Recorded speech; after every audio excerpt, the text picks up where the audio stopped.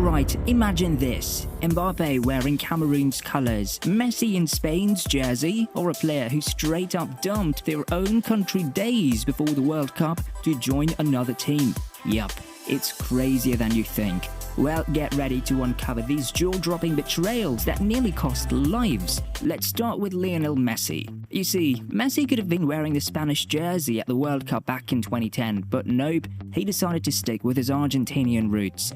You see, even though he was born and bred in Argentina, there's a twist. His great-grandfather hailed from Spain, and when he and his family made that life-changing move to Barcelona at the age of 13, things got interesting.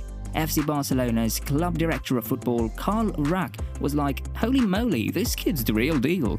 But folks, Messi stayed loyal to his Argentinian dream, and you want to know why? Because he grew up watching videos of Diego Maradona, the legendary World Cup moment, and he wanted a piece of that glory. Spain tried and tried to convince him otherwise, but Messi stood his ground, and now, with all the trophies he's bagged, you can't help but wonder if he ever looks back and thinks, did I make the right call?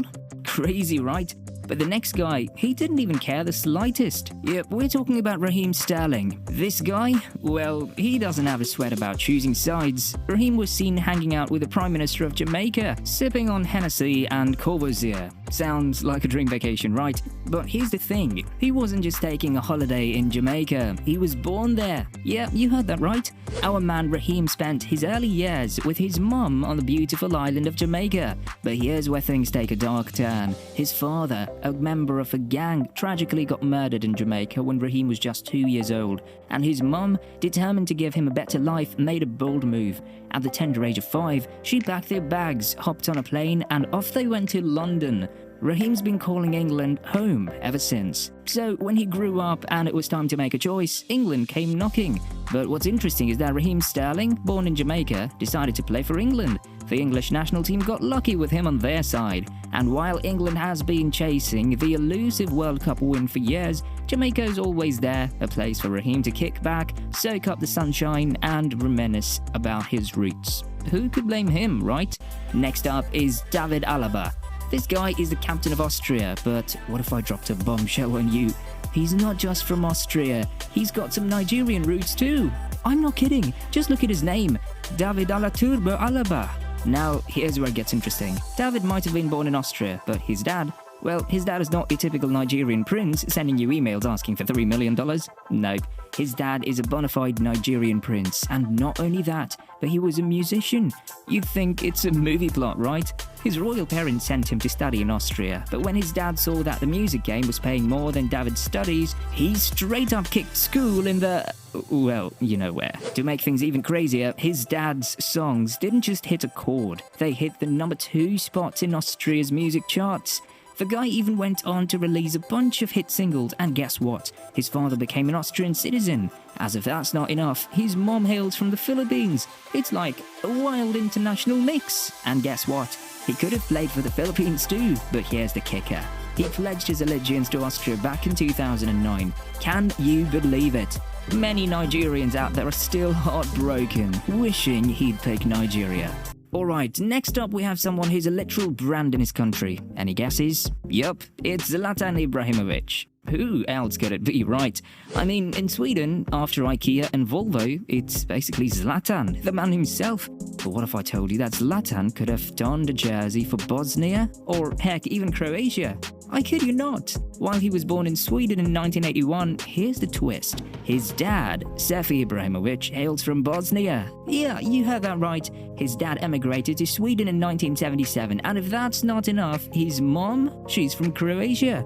It's like a European football cocktail. Who'd have thought?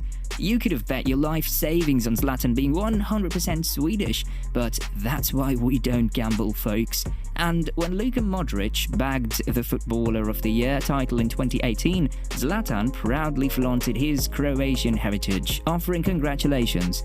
At least he doesn't have twin brothers playing for different countries, right? Now, let's talk about the man of the hour, Paul Pogba. We all know he's got that World Cup under his belt with France, but did you know, back in 2016, when he became the most expensive footballer in the world, he had the chance to pick which country he wanted to play for? I mean, you might be thinking, dude, he was born in France, so what's the deal? Well, hold on, Pogba's story is quite the twist. You see, his dad hails from Guinea, which muddied the waters a bit. And to make his choice even more nail-biting, Pogba has two older twin brothers, Florentine and Matthias, who'd already suited up for Guinea. Talk about a family dilemma.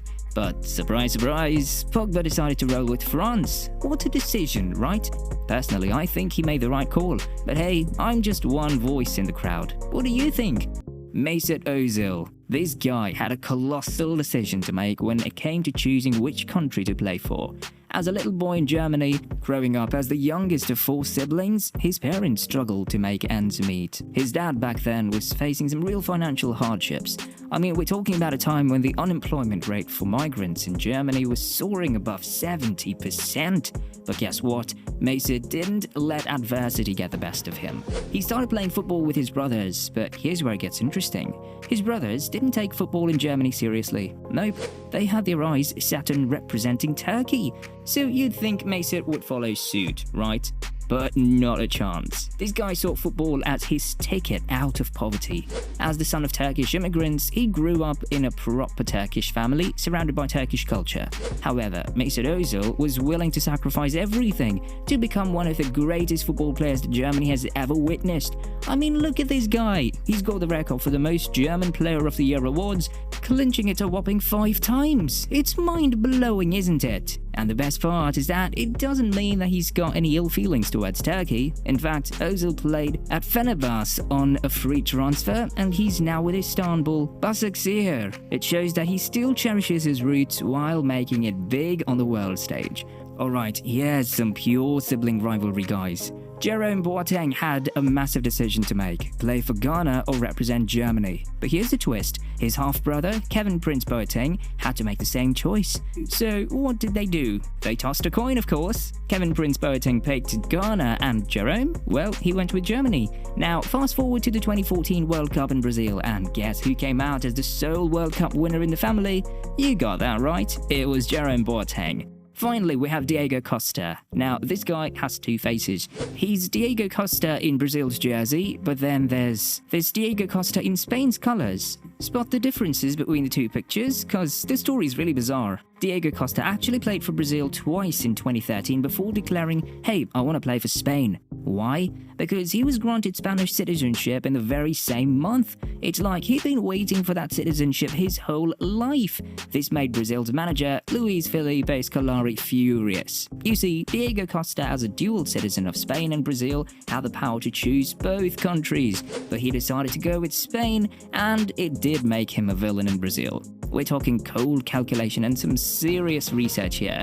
He played in 2 friendlies for Brazil in March 2013, but he never appeared in an official FIFA game that would have locked him in with a Brazilian team for life. Diego knew the rules and he played them to his advantage, but things took a nasty turn for him. Some folks even sent him death threats. Brazilians called him a traitor and demanded him to be stripped of his Brazilian citizenship. So here's the question for you guys, Spain or Brazil? Which team would you have chosen? Do drop your views in the comment section below, and we'll be back with more exciting stuff in the coming days, so you guys better stay tuned. Until then, see ya!